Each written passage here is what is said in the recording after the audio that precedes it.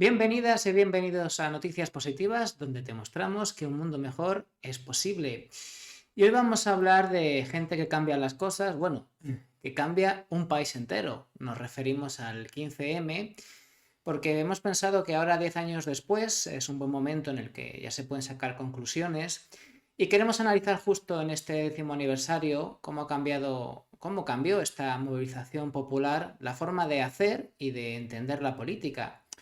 Y también vamos a charlar todo ello con la buena gente de la Asociación por la Calidad y Cultura Democráticas sobre la posibilidad de que vuelva a producirse, no sé si ahora o dentro de un par de años o cuando sea, un nuevo movimiento ciudadano desde la base de la sociedad que como entonces, como hace 10 años, pues vuelva a poner en marcha un cambio muy profundo, vuelva a poner, digamos, un marque, un antes y un después, porque lo bueno de la democracia es que cuando de verdad es el poder del pueblo, sea el pueblo el que hace los cambios, ¿no?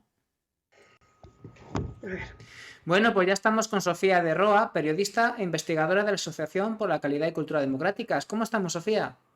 Hola Daniel, pues muy bien, muchísimas gracias por invitarme aquí a tu espacio de noticias positivas. Gracias a vosotros, a vosotras por venir un día más. Ahora que se cumple el 10º aniversario, hace un mes fue del 15M, pues queremos hablar un poco del 15M, no en plan nostálgico ni en plan recordatorio histórico, sino un poco analizando la huella que ha dejado este movimiento, ya que vosotras pues analizáis la política y también buscando su mejora, tanto de la cultura como de la calidad de esta democracia, buscando una mayor participación. Pues bueno, este fue un hito bastante importante, ¿no? Sí, Entonces, para ver cómo ha cambiado la política desde entonces, si quieres, podríamos empezar primero hablando de, qué había antes del 15M, porque a lo mejor ya no nos acordamos de cómo era este país, sobre todo lo que es la participación política, no solo de los partidos, sino la política, así, grosso modo. bueno, antes del 15M, hombre, el 15M no viene de la nada. Ujú. Ya se han dado muchas luchas anteriores de largo recorrido y también en los años previos al 15M, que ayudaron a ese estallido final que hubo, pero sí que de la manera más, los meses antes, en los años antes al 15M, bueno, pues estábamos sumidos en una crisis económica brutal, la de 2008, la que estalló con la caída de Lehman Brothers y estábamos, yo creo que como sociedad, sumidos en un estado como de abulia, ¿no? Mm, Todo era muy gris, no veíamos muy bien por dónde venía la salida en un momento en el que el paro estaba creciendo de manera estrepitosa, ya en general como de la juventud, con los datos más altos de toda Europa. Eh, bueno, creo que los sindicatos en ese momento tampoco estaban dando respuesta a esa situación. Los partidos políticos tampoco estaban dando respuesta a esa situación, mientras los bancos seguían gozando de una buena salud. Y entonces, como ciudadanos, yo creo que no sabíamos ya dónde podíamos llamar o quién nos podía atender nuestras demandas o quién estaba un poco pendiente de que no nos fuéramos todos por un sumidero, como parecía que nos íbamos. Y yo creo que eso era un caldo de cultivo muy importante por el que se dio el 15M.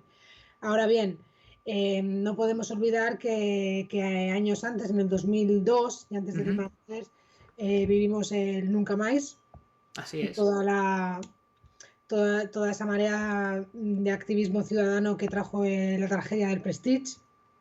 Después tuvimos el No a la Guerra, tuvimos el movimiento V de Vivienda, Me suena. Fue de vivienda, sí. que fue como 2006, que Sí, fue sí, muy sí. importante realmente. Yo fui uno de los militantes de V Vivienda y de los que se ocupó de la portavocía en Madrid, de hecho, y perdón que No, no, nombre la cuéntame, cuestión, cuéntame.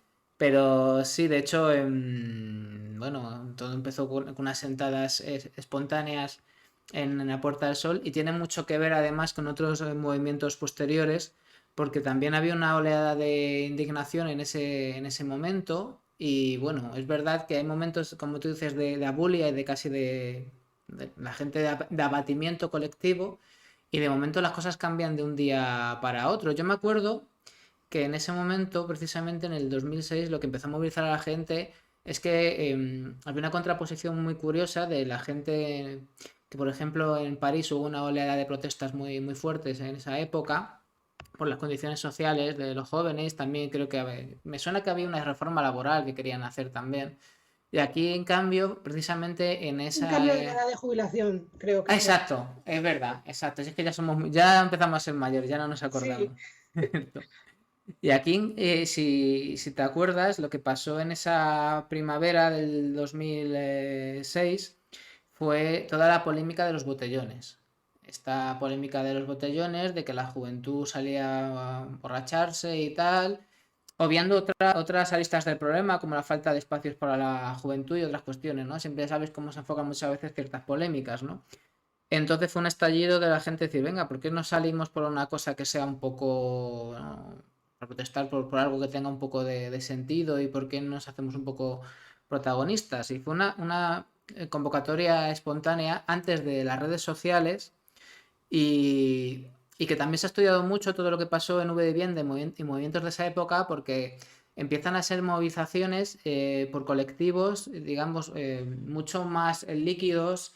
A veces simplemente no hay nada organizativo detrás, o sea, no hay una figura legal más allá de una plataforma web o unos correos de contacto y unos nodos para mantenernos activos y en contacto entre nosotros, pues no hay una entidad jurídica y mm, son, digamos que en ese sentido, sí que son unos de los gérmenes de todo lo que pasó después en el 15M, porque empieza a haber este tipo de movilizaciones populares en la cual lo importante son, digamos, lo que nos une más que la corporidad o el tipo de institución que hay detrás. entidad jurídica, sí, eso. Exactamente. Que además Mm, luego también hay un precedente muy curioso porque en el año 2010 hay una huelga ujú, general mm. en la cual, a pesar de que siempre están ahí los sindicatos, sí que hubo una vez, o a mí me pareció muy importante, presencia de movimientos sociales participando en la huelga, pues a lo mejor haciendo o incorporando sus manifestaciones o sus formas Sus de acción reivindicaciones. a la protesta, digamos, más institucionalizada. Es decir, empieza arrancando a principios de siglo formas de movilizaciones que son las que hay ahora y que después han continuado, Fridays for Future ahora, o otro tipo de movilizaciones, ¿no? O sea que un poco Y ahí bueno, se abre ese camino. sí, bueno, y muchos sí, porque una de las también que tiene que ver con lo que fue luego el 15M es eso, ¿no? El no tener siglas Exacto. detrás, el no tener alguien a quien acusar o a quien ir a por él o donde limitarte al fin y al cabo. Pero V de Vivienda creo que fue muy importante porque además, bueno, sensibilizó sobre la gente sin hogar, que era mucha de Sí. la gente que estaba ahí también involucrada, y además llamó la atención sobre la burbuja inmobiliaria que nos venía a continuación en 2007-2008, ¿no? O sea, 2 años después, y fue los primeros que señalaron que esa situación se iba a dar. Lo cual no era muy Eh, fácil, digamos, a nivel social, porque parecía que éramos una especie de aguafiestas. O sea, muchas veces la gente no quiere mejorar el mundo o quiere que el mundo, quiere volver al mundo de antes, pero sin que pase lo que pasó después. O sea, parece que, igual que ahora pasa con la pandemia, que se está idealizando una antigua normalidad que no era tan positiva, o yo creo que no es tan positiva. También pasa con esa época anterior al 2006 que parecía que es que iba muy bien todo y que la gente se podía endeudar, hipotecar y que todo iba muy bien. Yo me acuerdo que el término mileurista surge un poquito antes de estas movilizaciones y que ya empieza a haber un problema de precariedad brutal. O sea que muchas veces se crean imaginarios que nos creemos pero que no son tan Total, así. con aquel icónico curro cuando se iba de vacaciones, ¿te acuerdas de aquellos anuncios de televisión, ¿no? Para que te hipotecases, para ir de vacaciones también, bueno, para todo. Era coger créditos sin fin. Y bueno, y ahora estamos aquí pagando los platos rotos de aquella estafa que también lo fue, ¿no? Que nos vendían, me acuerdo, creo que fue, yo me acuerdo de Mariano Rajoy, ¿no? Sí. Diciéndonos cómo habíamos vivido por encima de nuestras posibilidades. Claro, ¿quién ha vivido por... Porque la generación nuestra, que en mi caso, yo vamos, tengo 41 años, Cuando acabas una carrera, tienes una vida académica un poco amplia, te quieres poner a trabajar y tal, te dan... Bueno, mi primer empleo estable más allá de becas y de historias fue con 25 años largos. Hablamos del 2005. No tardó mucho en explotar la crisis entre 2007 y 2008. Ya en 2007 empezó a haber problemas en la bolsa, empezaron a quebrar inmobiliarias que demostraban que lo que se venía, ¿no? Y Mm, luego ha venido otro tipo de crisis. Entonces, ha habido desde la gente de que somos 40 y muy pocos años para atrás, solo hemos vivido eso, y luego la gente joven que a lo mejor tiene ahora 18 o 20 años, yo creo que no ha conocido otra cosa. ¿A qué voy? A que en realidad todo este devenir que llega hasta... sí que es verdad que hemos empezado un poco hablando antes del 15M, pero cuando estalla el 15M, pues ya se ven unos años de mucha frustración, ¿no? Pues imagínate, 2011, estamos hablando de que a lo mejor gente que en ese momento estaba en los 30 años, en los 20 y muchos, es gente que no vemos, que no veían y que no vemos, digo no vemos porque lo sentíamos así en ese momento, no veíamos un futuro mm. en ese No, momento. no veíamos bastante negro. Y aparte que estábamos como muy desconectados unos con otros y bueno, se tenía un poco la sensación como que aquí pues estaba el pescado vendido para unos pocos, ¿no? Y que el resto pues que allá se las apañase, ¿no? Y ahí esa es el lema, ¿no? De somos el 99% contra el 1%. Y ese no somos mercancía en manos de políticos y banqueros, como viendo como los políticos y los banqueros como esa parte privilegiada de la sociedad, porque yo creo que se cayó el mito de la meritocracia, ¿no? También en ese momento, Sí, porque nos dábamos cuenta de que yo me estoy esforzando, tengo mis carreras, tengo mis másters, aunque que los tengo gracias a mis becas, pero aún así no consigo nada, entonces ¿esto qué es? Y te das exacto. cuenta de que al final el ascensor social está totalmente parado y que al final no puede ser libre en el sentido de que no hay una igualdad real, ¿no? La meritocracia no existe y aquí influye mucho donde hayas nacido al final. Y si has nacido en una familia privilegiada o con recursos rica, pues fenomenal, pero si no, pues lo tienes más fastidiado. Y yo creo que eso es una de las cosas que se empezó a ver con más claridad a partir de ese momento. Bueno, uno de los colectivos más importantes de esa época, que como Democracia Real Ya, también estaba Juventud Sin Futuro, que ya de por sí el nombre Juventud Sin Futuro pues dice bastante, ¿no? Entonces, Correcto. claro, se pasa de esa bulia, de ese abatimiento bueno, a esa explosión del 15M que yo no sé cómo lo verás tú, porque en su momento se vio de una manera determinada, pero el paso del tiempo yo creo que lo ha matizado bastante, ¿no? A ver, yo creo que bueno, el 15M, creo que lo que ha traído, lo que conllevó o lo que está conllevando, creo que hay que verlo como en medio de un proceso histórico de largo recorrido, ¿no? Yo creo que Claro, todavía queda mucha mecha por ver en el futuro de lo que es el 15M. Igual que creo que los 5 años después del 15M se vieron unas consecuencias de este movimiento y los 5 años últimos otras exacto. consecuencias. Entonces creo que hay que verlo dentro de procesos más grandes porque si vamos a lo más concreto, podemos decir que después del 15M las derechas, el Partido Popular, fueron los que ganaron las elecciones autonómicas y municipales en mayo de 2011 y en noviembre las generales. O sea que, y eso no Algo... quería decir o no Ujú. quiso decir que el movimiento no hubiera tenido un impacto importante a nivel de transformación social y político, yo creo, en este país. Pasó con el 15 Y perdón, perdón, con la primavera del mayo del 68 pasó algo similar, o sea, no se echó a de gol, todo lo contrario. claro, O y sea, después de la Revolución Francesa también vino claro, una década absolutista. Después, ¿no? Que es donde están, pues esa reacción, ¿no? Que viene también acompañada, parece ser, de estas, cuando surgen estas movilizaciones ciudadanas.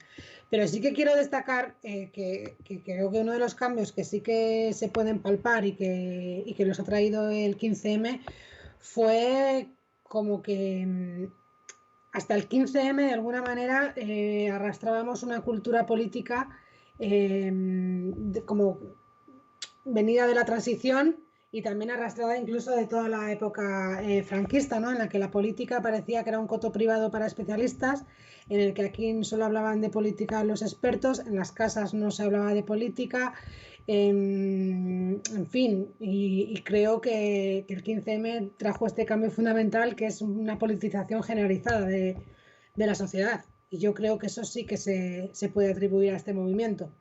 De Un repente cambio. Ujú. la gente habla más de política en las casas, en los bares, con los amigos. O sea, ya eh, hemos, la ciudadanía empezó a marcar agenda de una manera más decidida que antes, ¿no? Antes eran políticos y periodistas los que copaban el espacio público y de repente la ciudadanía como que irrumpió y bueno, empezó a marcar agenda. Y yo creo que eso es un cambio importante a la hora de relacionarse la gente con la política. Que quiero decir, como que la política se hizo como una práctica más social, ¿no? Ya todo el mundo, o sea, nos apropiamos de la política, la hicimos más nuestra y no se la dejamos, no delegamos o no quisimos delegar tanto en los partidos, ¿no? Y en los periodistas que son los que más se dedicaban a esto. Yo creo que eso es muy, muy, muy importante. Y además es algo transversal, o sea, eso impregna toda la política, impregna todas las organizaciones grandes políticas y salen otras nuevas y al final da igual en el espectro ideológico en el que tú te muevas, parece que la práctica política tiene que estar mucho más justificada, que digamos hay más ojos puestos sobre ti y da igual en el partido en el que estés. Ay, perdón. Sí, eso es otro gol, yo creo, ¿no? Del 15M, y que es algo que sigue siendo válido hoy, ¿no? En tanto el diagnóstico que hizo de lo que ocurría, ¿no? De esa crisis de credibilidad, esa crisis de confianza en las instituciones, creo que hoy, 10 años después, no ha hecho más que profundizarse desde aquel 15M. Entonces, creo que ahí está muy acertada ese diagnóstico en el que se cuestionó a los políticos su ejemplo, se les exigió transparencia, participación, bla, bla, bla, y creo que ahora hablaremos de ello, si quieres, pero creo que ya no es solamente porque había 4 perroflautas en las plazas, sino que eso se reflejó en el CIS Exacto. durante varios años consecutivos, ¿no? Yo me acuerdo que 2 años después en el CIS todavía aparecía un 78% de la población a favor, de acuerdo con lo que decía este movimiento, un 78%, ¿no? Que eso no lo consigue un partido político ni en sus Ni grandes en sueños. sueños. Ah, yo me Y acuerdo, sí. sí, y bueno, y luego que a día de hoy los partidos políticos y los políticos siguen estando entre los 3 principales problemas de los españoles en cada barómetro del CIS. Sí, hay un problema no resuelto, ¿verdad? Hay un problema no resuelto, pero creo que ese aliento del 15M sí que sigue un poco sobre la nuca de los políticos. Porque antes ni siquiera había problema, ahora hay un problema no resuelto, pero antes yo creo que ni siquiera se entendía la política como un problema del que ocuparnos, sí, era una cosa que se hacía a ciertos niveles por cierta gente en un espacio determinado y no tenía nada que ver contigo. Ahora dice, no, es que la política es un problema. Bueno, menos mal, al menos es un problema, ¿no?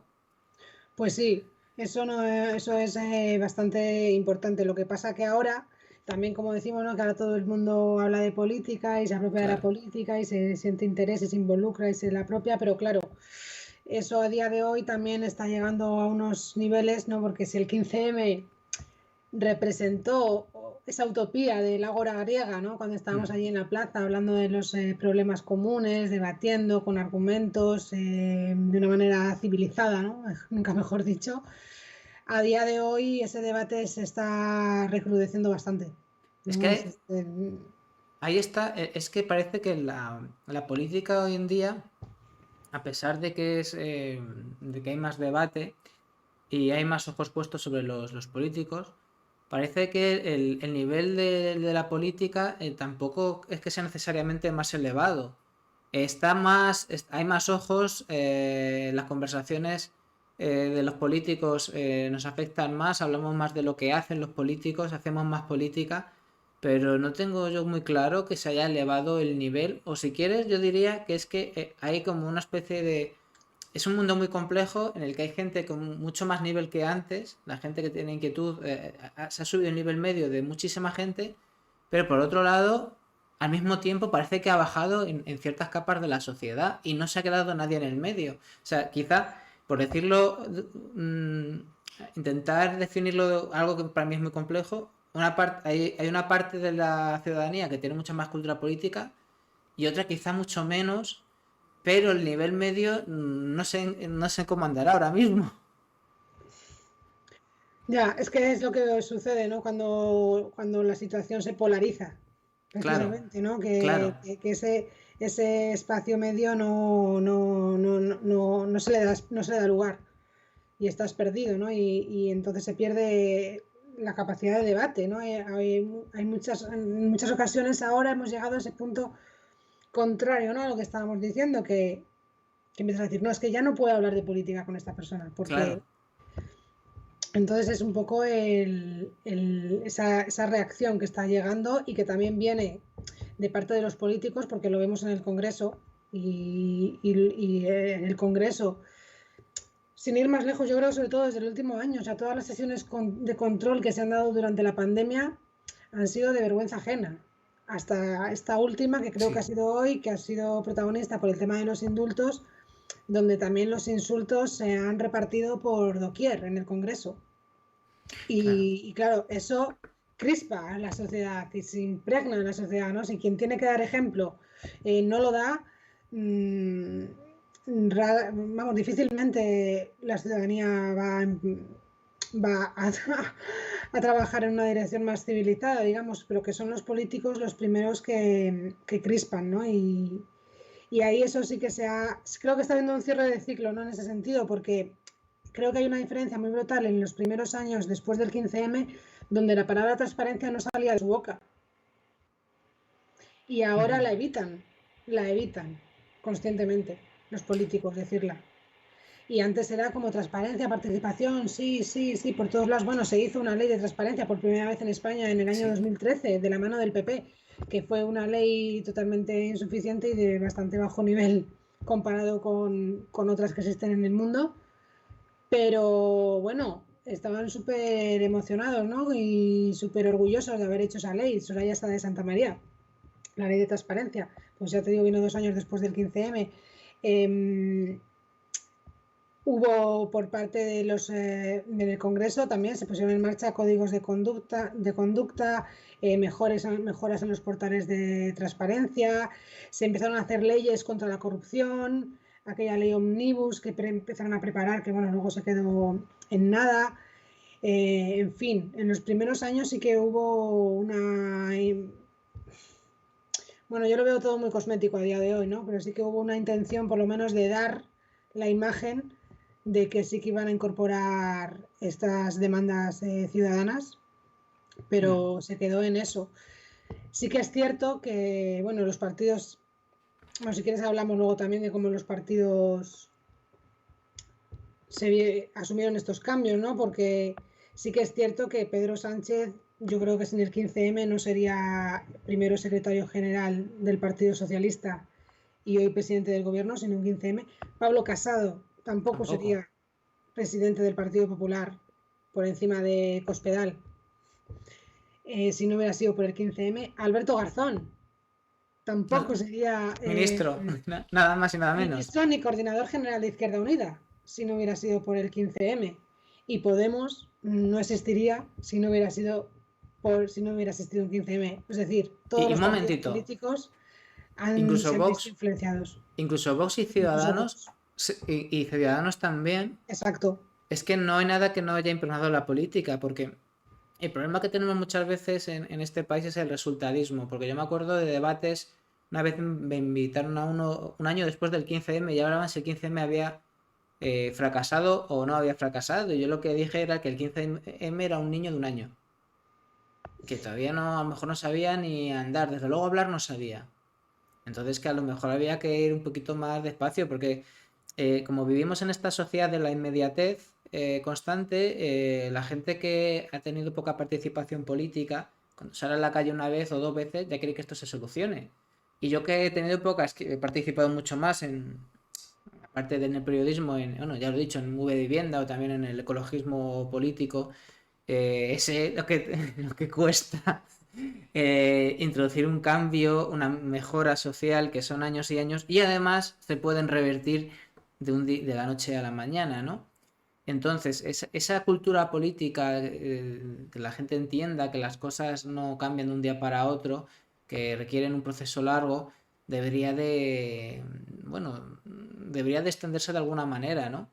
Porque sí, porque no es tan sencillo y ahora echamos la vista atrás a 10 años y sí, como tú dices, todos los partidos políticos, absolutamente todos, están como están hoy, pues gracias y a pesar del 15M. Sí, porque ya te digo, todos pusieron como bandera las primarias, introdujeron mecanismos de revocación, ya te digo, más transparencia sobre los sueldos, etcétera, etcétera, etcétera, pero a día de hoy eso ya no le dan ya tanta importancia. Es que hay un intento de vuelta, ¿no? ¿Eh? Hay un intento de vuelta. A mí me Hay da la sensación. Yo creo que sí, hay un intento de vuelta en donde los partidos están volviendo a tomar las posiciones pre-15M, yo creo ese protagonismo a la hora de hacer política. Estamos diciendo que con el 15M se supone que la ciudadanía copa un espacio de público del que estaba expulsada, y hoy los partidos están volviendo un poco a apropiarse de ese espacio y ya te digo, a ser los protagonistas. Y eso se ve también con algo que trajo el 15M, que ahora está volviendo a lo de antes, que yo creo que es la ubicación ideológica, ¿no? O los clivajes políticos que antes y ahora están volviendo, yo creo, a ser esa ubicación de izquierda-derecha, ¿no? Porque el 15M sí que tenía una idea más de arriba y abajo, ¿no? Somos Mm. las mayorías contra la minoría, y quería un poco romper esas categorías políticas, y yo creo que ahora se está volviendo a través hablan de bloques ahora, ¿no? En vez de izquierda-derecha hablan del bloque de derechas y el bloque de izquierdas, pero estamos volviendo a situar un poco ese debate a niveles pre-15M otra vez. En cambio, hay dos movimientos muy importantes que yo creo que también son, ya estaban antes, evidentemente, ya estaban mucho antes, pero que reciben un impulso al 15M y que quizá son los movimientos más transformadores existentes ahora mismo y su posible alianza, que son el feminismo y el ecologismo, que también hay un gran desarrollo a partir del 15M. Ese 8 de marzo podría ser un segundo 15M. Y lo que estaba pasando antes de la pandemia, hay que acordarse de todas las movilizaciones que está habiendo por el clima, de gente muy joven, de gente de instituto, en esos Fridays for Future, con Greta Thunberg por bandera, pero mucho más allá de Greta, que evidentemente los símbolos hacen, pero hay una movilización y una concienciación de chicas y chicos muy jóvenes.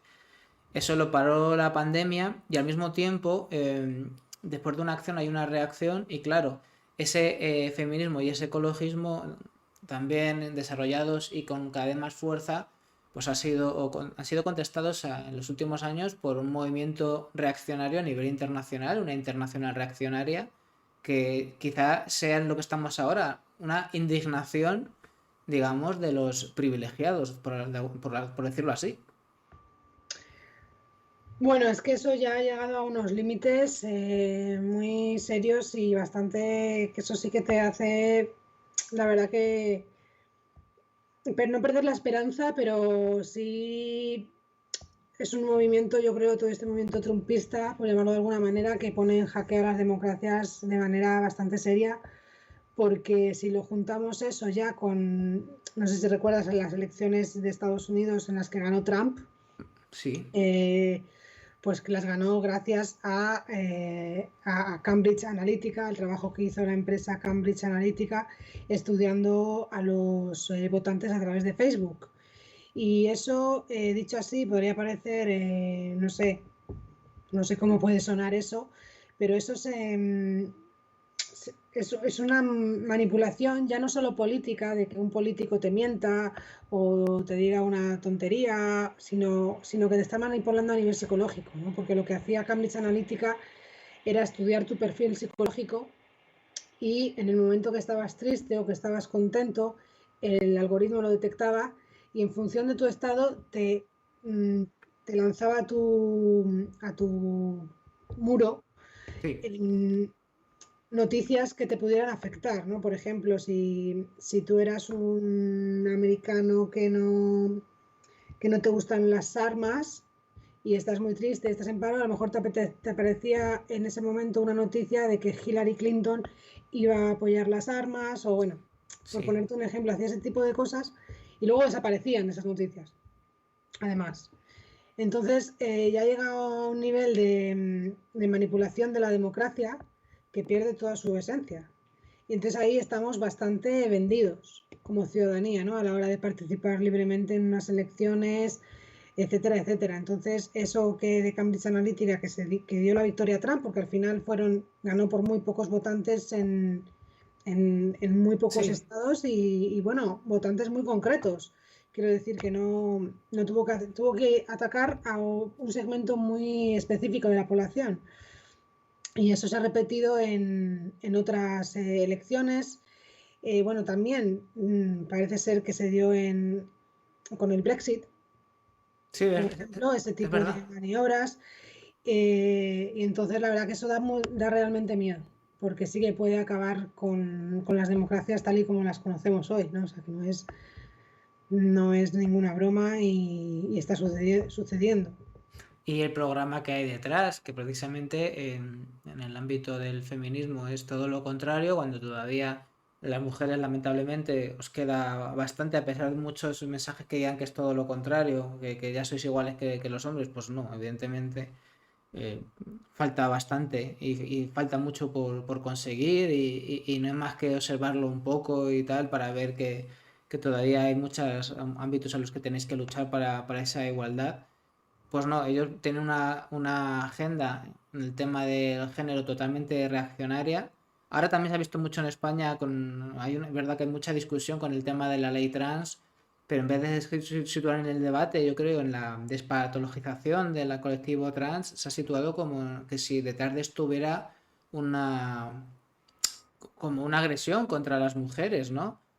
Es- y El cuando borrado de las mujeres. Sí, cuando en realidad lo que me da la sensación precisamente es que detrás de esa teoría quizá lo que hay es un intento de enfrentamiento, de crear división en el propio movimiento feminista y que posiblemente detrás de eso quizá haya motivaciones muy poco feministas. Fíjate, yo pensaba incluso si eso no tendría relación precisamente con otros intentos de manipulación del electorado, como pudo ser Cambridge Analytica, pero más refinado para gente con una mentalidad y una conciencia política más clara, ¿no?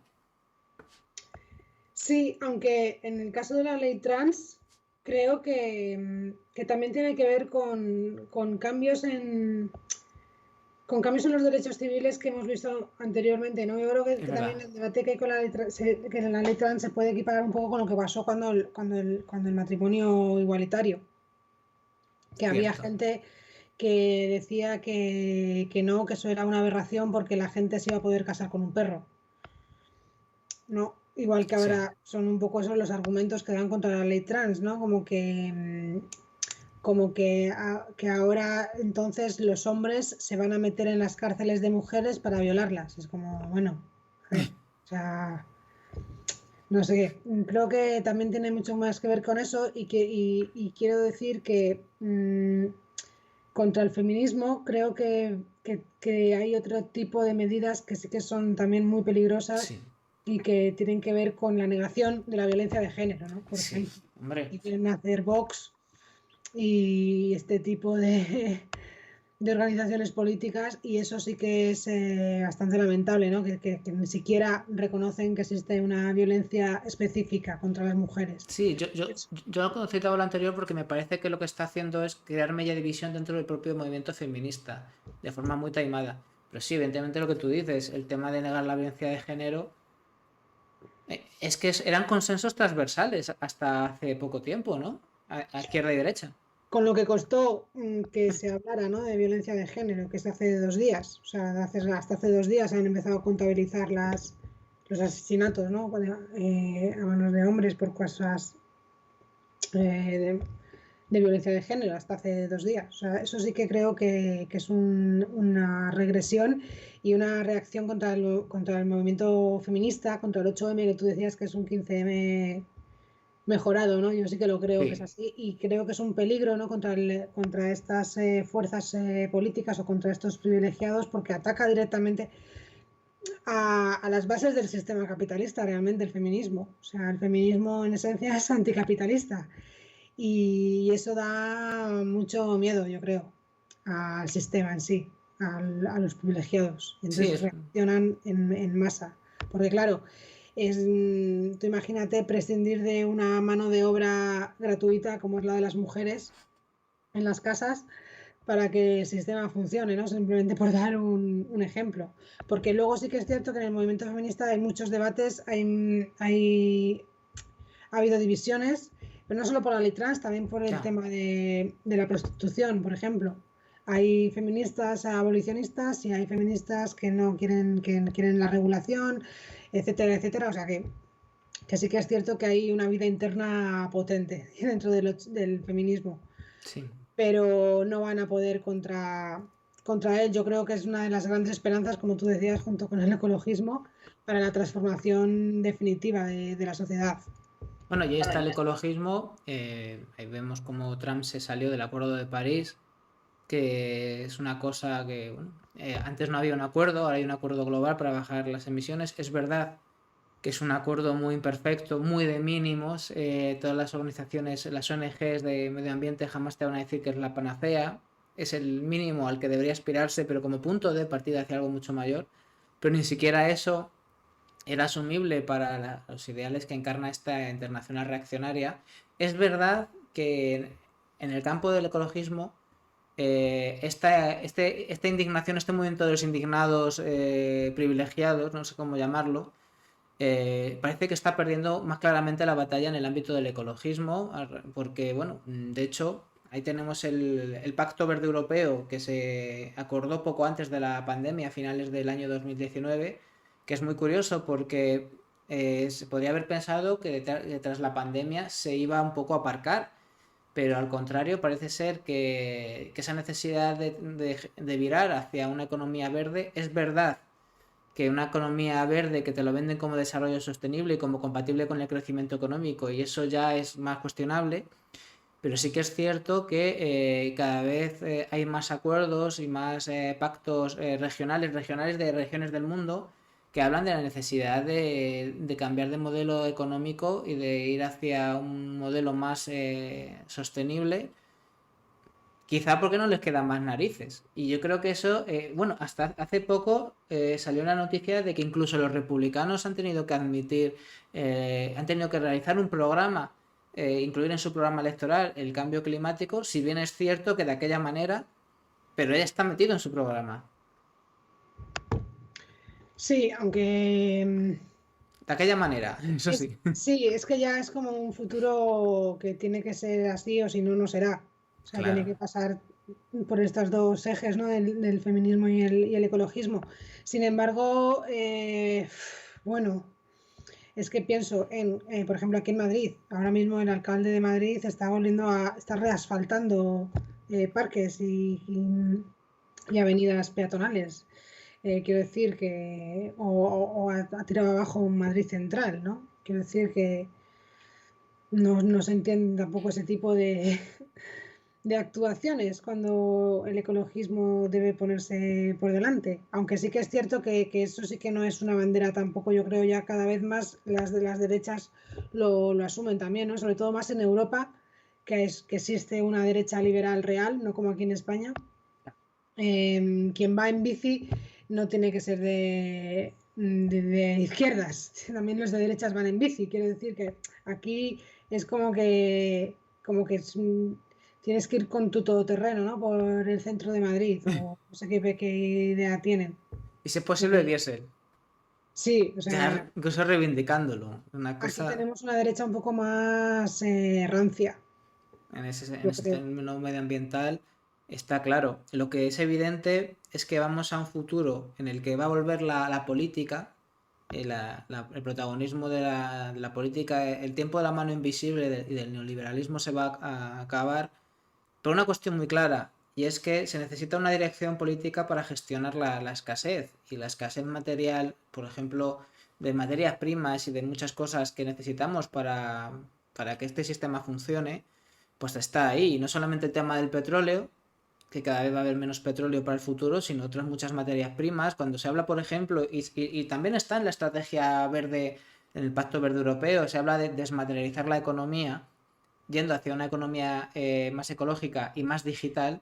Se les olvida la cantidad de materias primas, de minerales, como el cadmio, el cobalto, el litio, etcétera, que se necesitan extraer y por tanto genera emisiones y se crea actividad, con lo cual es problemático. O sea, vamos a tener un problema de... Da igual, aunque quieras ir a una economía en esencia que parezca más inmaterial, necesitamos un montón de recursos naturales para mantener esa economía. Va a llegar la escasez, lo queramos o no, es imposible que, aunque hagamos una economía más ecológica y más eficiente, eso lo tiene que gestionar la política, porque si no, mal vamos. Y ahí tiene mucho que decir precisamente entidades como la vuestra, como Calidad y Cultura Democráticas, porque como va a volver la política, necesitamos una política mejor y necesitamos otra impugnación del sistema por la vía de la participación, como fue el 15M. A ver, es verdad, y el 15M sí que, y en ese sentido sí que fue una amortiguación al discurso hegemónico neoliberal, yo creo, que gracias al 15M sí que se abrieron nuevos debates de defensa de los servicios públicos, en fin, bueno, sobre el drama de los desahucios, que antes nadie hablaba, etcétera, etcétera, pero remarcando lo de los servicios públicos, porque ahora que lo quieren poner como que defender los servicios públicos en algunos espacios te lo quieren hacer vender como que eres una comunista extremista. Y bueno, pero de alguna manera sí que se ha puesto de relevancia la necesidad, ¿no? De para ser más libres, para ser más iguales, necesitamos un Estado fuerte. Ese discurso está ahí y tiene su espacio, pero para apuntalarlo se necesita, como tú dices, mucha más política y mejor política, sobre todo, y que la política recupere ese prestigio que todavía no lo ha hecho, que el 15M señaló, y tiene que trabajar muy duro, ¿no? Para recuperar esa confianza y esa credibilidad por parte de la ciudadanía, ¿no? Para que la ciudadanía vuelva un poco a estrechar esos puentes rotos que hay entre políticos y ciudadanos. Y ese es un camino que es muy largo, pero que hay que recorrerlo de manera urgente porque de otra manera vienen cosas un poco feas. Hay que reconocer Sí. que si no se pone aquí un poco de visión y de un plan con paso a paso para construir frente a esta reacción, la verdad que da un poco de miedo porque la economía sí, vamos a cambiar la economía, que sea más verde, pero yo pienso en las multinacionales, en el daño que están haciendo en los trabajos, en las relaciones laborales de las personas, y luego cómo son las que abusan de los recursos, etcétera, etcétera, y me viene un poco la desesperanza, la verdad. Es una situación compleja. Siempre se dice, o es una teoría política, se suele argumentar que 2 o 3 años después de un gran trauma colectivo suele estallar precisamente oleadas de indignación popular. En este sentido, el 15M fue 3 años después, más o menos, de la crisis de 2008. Digo más o menos porque, claro, habría que ver desde cuándo se empieza a sentir una crisis hasta que tú estallas o la sociedad estalla, ¿no? En este sentido es muy probable que vuelva a pasar lo mismo después de esta pandemia. No sabemos si el año que viene o en 2 o 3 años, pero va a acabar pasando seguramente porque o suele ser muy habitual, ¿no? Estos estallidos Sí, de no se sabe indignación. cuándo. Lo que no se sabe es cuándo, porque yo creo que el 15M tuvo éxito en parte, o sea, pero creo que fue un elemento clave para el éxito del 15M fue que hubiera unas elecciones una semana después. Claro. Creo que si no hubiera habido unas elecciones, no hubiera estallado el movimiento con esas magnitudes. Creo que fue fundamental esa circunstancia. Entonces nunca se sabe cuándo va a saltar esa mecha, ¿no? También creo que la gente está un poco hecha polvo, ¿no? Ahora, Claro, por intentando eso. levantar cabeza. Por eso a lo mejor no va a Entonces, ser ahora, pero a lo mejor en 2 años sí. puede ser, porque vamos, este domingo pasado hubo la 90 marea blanca. Es que no se nos olvide que ya están pasando cosas y que pasaban antes de la pandemia, ese estallido en este sentido de la juventud más ecologista. Y bueno, luego es que somos, muchas veces nos centramos mucho en lo que pasa aquí, ¿no? En nuestro país, pero no olvidemos lo que ha pasado, por ejemplo, en Chile, o cómo se ha acabado, ¿no? Esto que están diciendo ahora de que el neoliberalismo nació en Chile y quizá ha muerto en Chile, cómo se ha impugnado una constitución y cómo se ha cambiado el sistema con una movilización popular. Con una movilización popular que yo creo que ha sido con personas que quizás ya no vivieron esa dictadura de Pinochet, ¿no? Entonces ya no tenían ese miedo que se queda a veces en los cuerpos como para reaccionar. Y aquí, pues eso, tampoco lo hemos comentado, ¿no? Pero bueno, nos pusieron una ley Mordaza que yo creo que sí que ha servido para Sí. amordazar bastante. Te meten miedo cuando surge algo así y entonces quieras que no tienes miedo en el cuerpo y para que se rompa ese miedo pues también tiene que pasar años y a lo mejor incluso generaciones, pero lo más importante es que si se ve también el 15M como una utopía, precisamente ya lo decía Galeano, ¿no? Que para qué sirven las utopías, para caminar, ¿no? Y es muy, muy importante también tener una luz y un cándalo que te alumbre en el camino y el 15M también sirve para eso. Creo que alguna vez he usado esa frase de Galeano, tengo todos sus discos, como diría el humorista, y, y la verdad es que sí que al final necesitamos referentes y eso, la gente tiene que ser consciente de que movimientos se demuestran dando y los cambios son procesos de años. Vamos a ir terminando ya esta entrevista y de cara a ese futuro que debemos construir, y ya que somos noticias positivas, cuéntanos, vemos que hay motivos para la preocupación, pero cuéntanos motivos para la esperanza y sobre todo cómo podemos construir en primera persona del plural esa esperanza. Bueno, yo creo que sí que hay esperanza y sobre todo pues ahora mismo en este momento que estamos saliendo bueno, que estamos empezando a ver la luz en medio de una pandemia, ¿no? Hemos sufrido, hemos estado un año con un virus que no sabíamos qué iba a pasar, qué nos iba a suceder con él y de repente ya nos estamos vacunando, ¿no?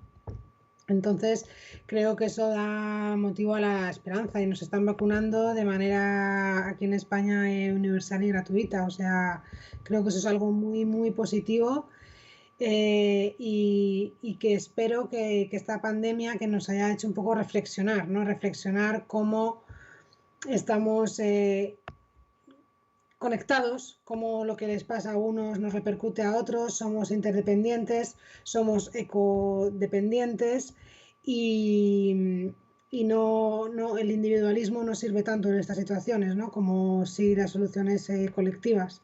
Entonces creo que esas reflexiones, si nos las hacemos, nos pueden ayudar para volver a confiar en el sistema democrático, seguir confiando y sobre todo seguir empujando para que creo que sí, que es que yo soy una fiel creyente en que desde la política, desde los partidos de los gobiernos tienen que ser punta de lanza en esto para definitivamente dar pasos certeros en un futuro mejor, ¿no? Y no sé cómo lo van a hacer. La verdad que hay veces que soy yo la que no creo en ello. Nos pillará de sorpresa, como ha pasado otras veces. Sí, pero creo que tenemos que también tenemos los políticos a veces que nos merecemos, Sí, porque al final sin sabemos la duda. sociedad y entonces, bueno, seguir empujando entre todos, eso va a ser sin duda totalmente necesario para poder y no ir cada uno por libre y pensar en que tenemos que cuidarnos los unos a los otros y que no, aquí no hay nada por hecho, ¿no? Y sobre todo la democracia hay que cuidarla bastante. La democracia no es si no se ejerce, no es una cosa que simplemente esté ahí, sino que implica capacidad de actuación. O sea, tenemos que tomar la democracia, ¿no? Básicamente hemos tomado las calles y ahora no sé si asaltándola o tomándola o Hay que conformándola. incorporarla en nuestra cotidianidad también, Exacto. porque también hay veces que queremos que el Estado, que el gobierno, que los partidos se convierten de forma democrática, pero a veces nosotros mismos no nos comportamos de manera democrática en nuestras casas, o con nuestros amigos, o con nuestras parejas, o con nosotros mismos.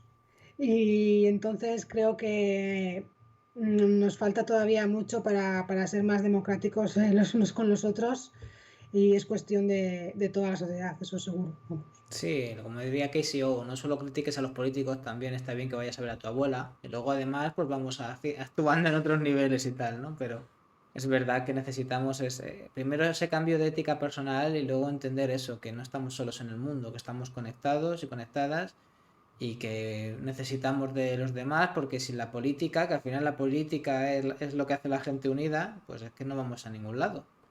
Y no desesperar, ¿no? Porque sí que es cierto que ahora mismo, ya te hemos comentado, ¿no? Que ese nivel de polarización, ese nivel de crispación te hace alejarte, ¿no? Te hace desconectar de todo, y creo que resistir ante eso sería una victoria ya.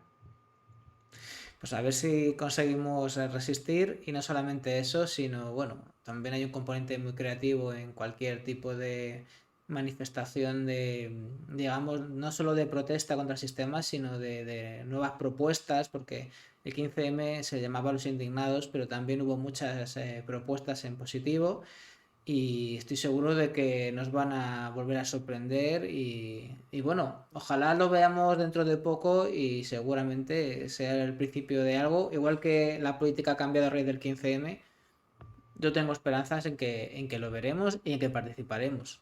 Y espero que además Calidad y Cultura Democráticas pues contribuya mucho porque yo creo que si hay un nuevo escenario que lo va a haber de debate sobre cómo debe ser la política del futuro, ahí vais a estar vosotros de alguna u otra manera.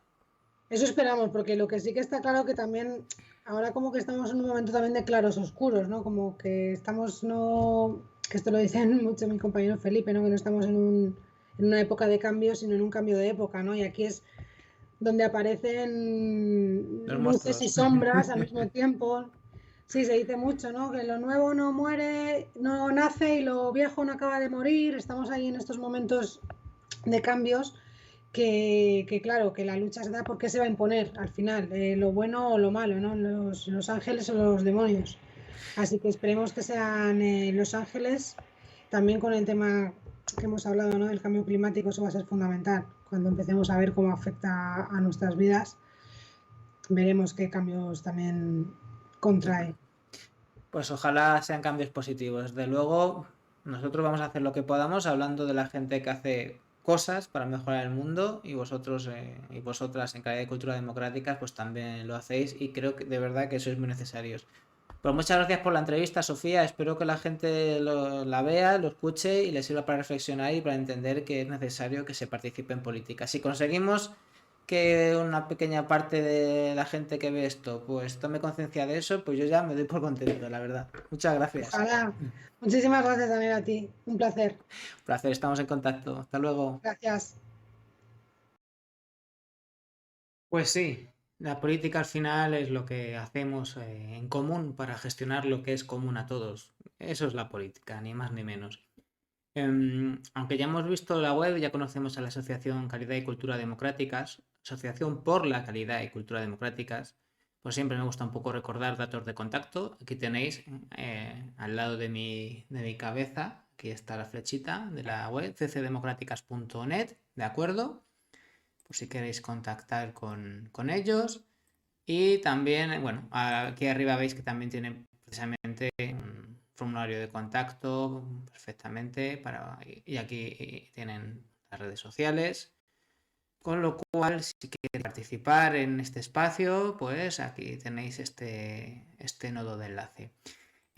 Por cierto, no hemos citado lo suficiente, igual que hablábamos de movimientos antes y después del 15M, yo creo que hay que recalcar más el papel de las mareas. Algo se ha dicho al final, pero creo que hay que volver a insistir en el papel de las mareas, sobre todo la sanidad y la educación, que tanto hicieron y en esos años después del 15M estuvieron allí en vanguardia. Y por supuesto también el movimiento de los desahucios tan importante en los peores años de la crisis. Por cierto, algunas de sus figuras más relevantes, como Ada Colau, hoy alcaldesa de Barcelona, una de las grandes figuras de la PA, también viene de V de Vivienda, que sí es verdad que fue un claro precedente del 15M. Y bueno, vamos a ir terminando, pero antes de acabar quería dar un par de noticias de las que me alegran a mí, porque después de tanta rollo, tanta cosa chunga con la pandemia, que vuelva a haber eventos presenciales, pues a mí particularmente me encanta, es de las mejores noticias que me vuelve, que me encanta dar, ¿no? Que vuelva esto de las cosas de vernos y poder tocar, pues en este caso, estar en contacto con el sector ecológico. Y aquí tenemos esta feria Organic Food Iberia, que en este año, en su edición de 2021, pues va a seguir haciéndose, es la segunda edición. Y bueno, va a tener lugar en septiembre. Organic Food Iberia 2021 lo organizan IFEMA aquí en Madrid. Bueno, ya estamos como siempre, aquí en Madrid. Los madrileños somos así de guays. Bueno, en Madrid lo organiza IFEMA y Diversified Communications. También cuenta con Ecovalia como principal patrocinador y como os digo va a ser en IFEMA de forma presencial los días 8 y 9 de septiembre. Se presentó la feria la semana pasada, allí se anunció que van a participar 300 expositores, que no está nada mal. Hay que tener en cuenta y destacar el especial apoyo de importantes comunidades productoras de productos ecológicos aquí en España, como por ejemplo Andalucía, Castilla-La Mancha, La Rioja, Madrid, Murcia, Navarra y Valencia. Y también va a haber gente de Portugal, va a estar Portugal Foods, que es una asociación del sector agroalimentario portugués, y también van a acudir varias empresas portuguesas del ramo. Cosas interesantes, pues que Organic Food Iberia cuenta con un potente programa de compradores internacionales y también con unos premios, los Eco and Organic Awards 2021, con los que quieren dejar constancia de lo más destacado del panorama ecológico actualmente. También destacan desde la feria que el mercado ecológico ha crecido cerca de un 38% en España, no está nada mal, ¿verdad? Convirtiendo al país en el mayor productor de Europa, nada más y nada menos, y el tercero del mundo. Esto es dato actualizado, como digo, esta información de Bioeco Actual fue de la semana pasada. Yo la última referencia que tenía es que sí, éramos el primero de Europa, lo seguimos siendo, y estábamos el quinto o el sexto del mundo por ahí. Pues ahora estamos ya medalla de bronce. Esto está genial. Y bueno, ya que hablamos de eventos presenciales, que me mola la cantidad porque podemos volver a hacer cosas, ir a los sitios y esto, y después de la pesadilla de la pandemia, pues hombre, os digo que es muy guay para mí. Pues aquí tenemos también un recordatorio, y es que ya queda menos para, bueno, la gran feria del sector agroalimentario ecológico y del consumo responsable española, que es Biocultura, que en su edición de Barcelona, en este 2021, pues ya va quedando nada, o sea, ya está abierta la venta de entradas anticipadas y también la programación de actividades de la feria. Recordamos que va a tener lugar en Barcelona del 8 al 11 de julio, o sea, queda pues muy poquito, ya 2 o 3 semanas, y va a ser en el Palau Sant Jordi. Y bueno, hablamos ya de la 27 edición, es una feria pues, con un montón de recorrido a sus espaldas desde que se inició en tiempos de Tierno Galván, nada más y nada menos. Aquí van a estar 250 expositores y se prevé una asistencia de 24.000 personas, por supuesto, con todas las medidas de seguridad contra el COVID en este Palau Sant Jordi, que se ha preparado para la ocasión. Y no solamente expositores del sector ecológico, es que hay un montón de actividades, más de 400 físicas y virtuales relacionadas con el sector ecológico, como os digo, y que tocan temas muy variados, por supuesto alimentación, faltaría más, cosmética, moda sostenible, que es cada vez más importante dentro de este mundo, ecoestilo de vida, también hay muestras, talleres, hay un taller muy interesante sobre mujeres ecoemprendedoras, que me he enterado hoy del tema, también los cookings, o sea, la cocina en directo, que yo creo que también se ha convertido en una de las estrellas de Biocultura. Yo cuando voy a las ediciones, sobre todo de Madrid, claro, que es la que tengo al lado, aunque también he estado en Barcelona, bueno, pues es que llama mucho la atención el show cooking, entra por los ojos, la verdad. Claro, es lo que tiene la comida y si encima te enseñan a prepararlo, pues mejor que mejor. Y bueno, también actividades para los niños, el Festival Infantil Mamaterra, que bueno, pues ya se ha consolidado también como el Biocultura de los niños, y que es muy interesante porque al fin y al cabo todo lo que inviertas todo lo que te dediques bueno, a educar a los niños, todo el esfuerzo que hagas en educar a las nuevas generaciones, pues siempre va a dar resultado, ¿no? Y Mamaterra se toma muy en serio y ya vamos, es una parte insustituible vamos, que es fundamental dentro de biocultura. En fin, pues nada, como os decía, Biocultura ya tiene abierta su web a la compra anticipada de entradas y también el programa. Si entráis en biocultura.org, también aquí al lado de mi cabezón, biocultura.org, aquí arriba. Bueno, pues veis la edición de Barcelona, aquí en medio, la edición que viene, la siguiente. Es verdad que también tenéis información de las ferias anteriores, pero en este caso metéis en la de Barcelona. Tenéis, como os digo, información sobre lo que es el programa, la venta anticipada de entradas, bueno, todo lo que os pueda interesar para las personas que queráis acudir y también para las próximas citas, que esto no se acaba solo en Barcelona, cuidadito. Madrid, 36ª edición, del 11 al 14 de noviembre de 2021. Y bueno, pues Bilbao y Sevilla vendrán después, fechas pendientes de confirmar, pero que vamos, que esto ya ha calentado motores y se ha vuelto a poner en marcha y lo celebramos. Y bueno, feliz de ver que eso, que el mundo vuelve a ponerse en marcha tras la pandemia, pero esperemos que no sea una vuelta a lo de antes, sino como decíamos también en la entrevista, en esta charla con Sofía, pues que tengamos un mundo mejor, más ecológico, más feminista, más justo. Y eso es lo que intentamos desde Noticias Positivas, contribuir a eso, a que sepáis que se está trabajando mucho en esa dirección, estamos en una encrucijada histórica, el mundo que viene debe ser mejor que el que tenemos ahora y para eso hacemos este programa, para que tengáis pistas, noticias, para que podáis contactar también con esta gente, conectar con ellos, en fin, para que sepáis que hay gente que intenta cambiar el mundo y si queréis formar parte de ellos, pues daros herramientas para que podáis hacerlo. Y aquí seguiremos dedicándonos a ello porque nos encanta. Y si a ti te gusta, pues ya sabes, todos los martes y los jueves aquí a partir de las 6:30. Nos vemos, buen fin de semana.